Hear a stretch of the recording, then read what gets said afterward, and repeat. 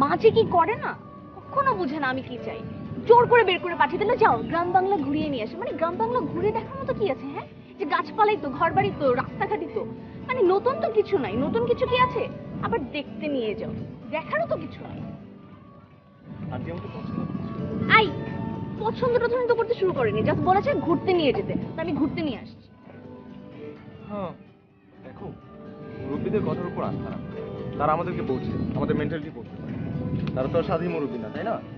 এই যে দেখো, আমাদেরকে বাইরে আসতে বললো, কি সুন্দর, এত রিফ্রেশিং রিফ্রেশিং একটা নেচার, রোমান্টিক, মানে কত রিফ্রেশিং আই, কি রোমান্টিক না? এসব ওয়েদার না সব সময় থাকে, ঘর থেকে বের হলেই দেখা যায়।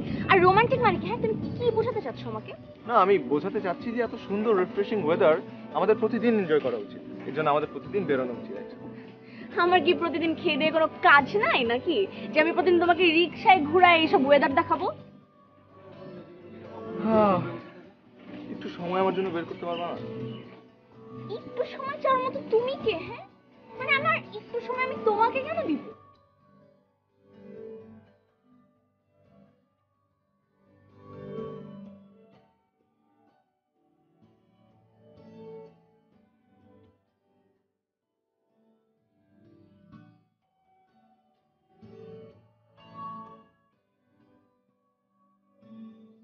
আম্মু বলেছে এই জন্য তোমাকে দেখাতে নিয়ে আসলাম।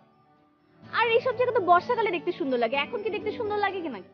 এখন তো পানি নাই, কিছু নাই, যা আছে এটাই দেখো, এর থেকে আর বেশি কিছু নাই।